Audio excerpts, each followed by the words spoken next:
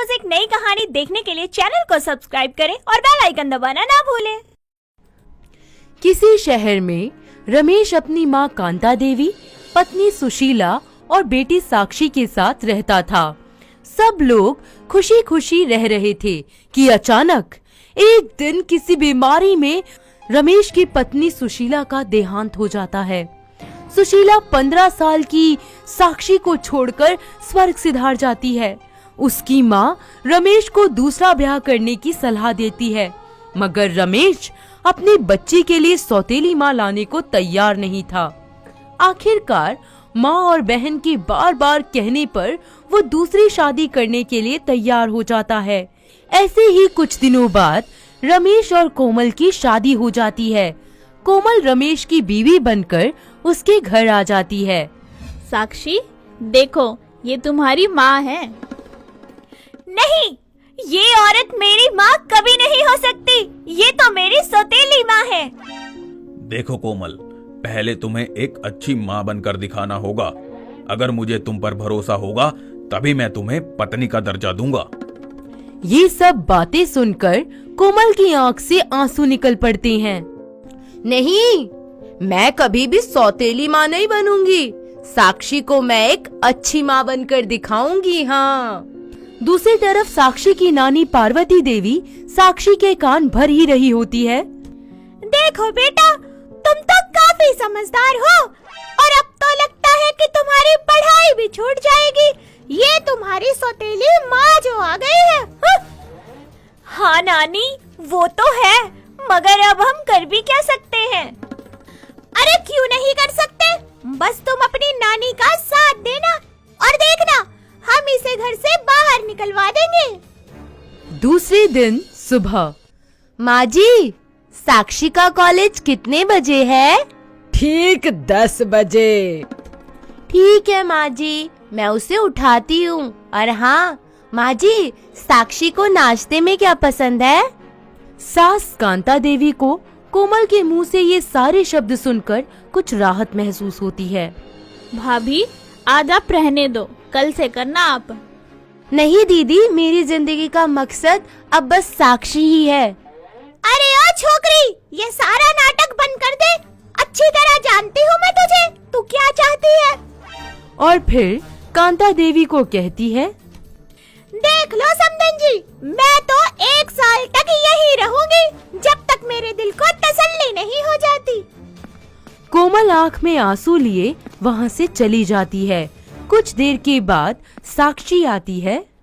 साक्षी, देखो मैंने तुम्हारे लिए बाथरूम में गर्म पानी रख दिया है। अब तुम नहा लो बच्चे, ठीक है? और मैं नाश्ता लगा देती हूँ तुम्हारे लिए। कोई जरूरत नहीं है, मैं कोई बच्ची नहीं हूँ, अपना काम खुद कर लूंगी। चली जाओ आप यहाँ से। कोमल चुपचाप वहाँ से चली जाती है और उसके जाते ही पार्वती देवी साक्षी के नाश्ते में नमक डाल देती है।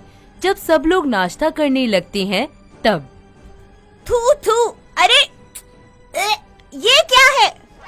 अरे मेरी लाडो, मेरी गुड़िया, क्या हुआ?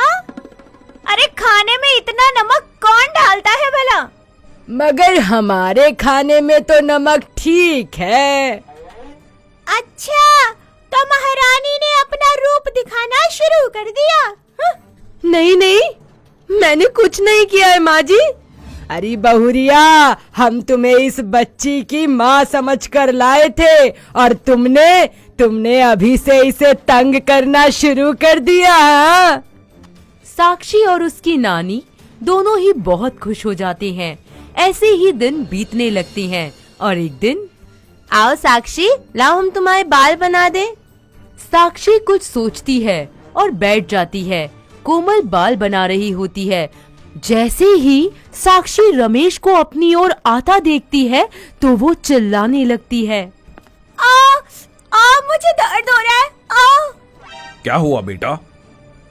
पापा देखो ना, माँ ने बहुत जोर से मेरे बाल खींच लिए।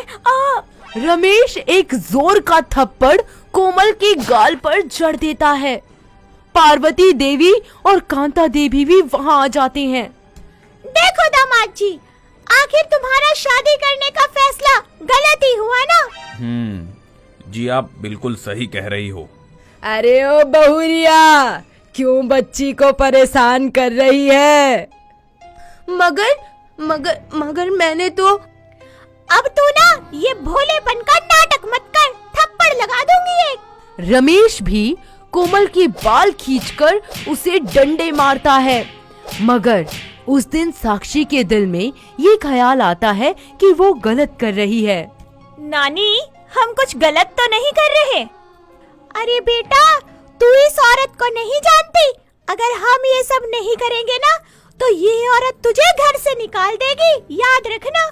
अगले दिन कांता देवी से मिलने उसकी बहन रमा देवी आती है, जिनके हाथ में एक थैला होता है। अरे जीजी, क्या लाई हो इस थैले में? अरे कांता, इसमें हमारे घर का खानदानी हार है, अभी इसकी सफाई करवा कर लाई हूँ। ऐसा कहकर रमा देवी वो हार सबको दिखाती है। हार बहुत ही सुंदर और कीमती लग रहा था। साक्षी भी उस हार को देखकर बहुत खुश होती है और सोचती है, अरे वाह, कितना खूबसूरत हार है। अगर मैं इसे पहनकर कॉलेज जाऊंगी तो सब मुझे देखते ही रह जाएंगे। मेरी शान में 4 चांद लग जाएंगे। ऐसा सोचकर साक्षी उस हार को चुरा लेती है और अपने कमरे में आकर उस हार को देखकर बहुत खुश हो जाती है। तभी वहाँ कोमल आ जाती है और हार को देखकर साक्षी से कहती है, साक्षी, चोरी करना गंदी बात होती है। लाओ ये हार मुझे दो, मैं माँ जी को वापस कर देती हूँ। आइंदा ये मत करना।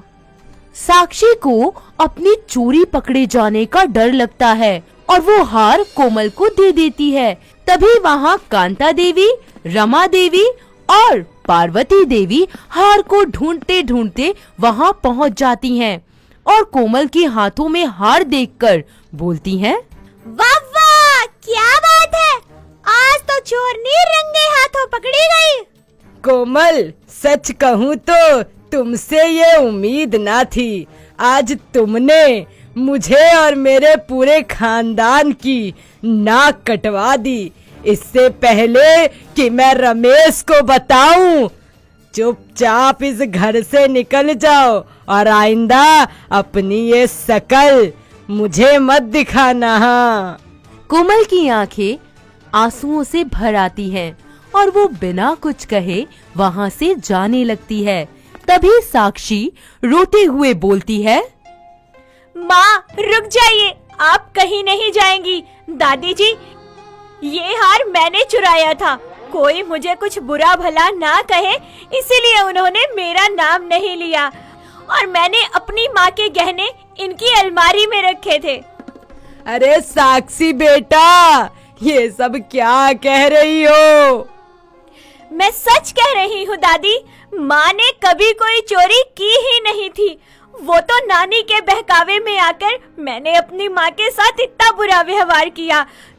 अगर किसी को घर से निकालना ही है तो वो नानी है, नानी को घर से निकालिए।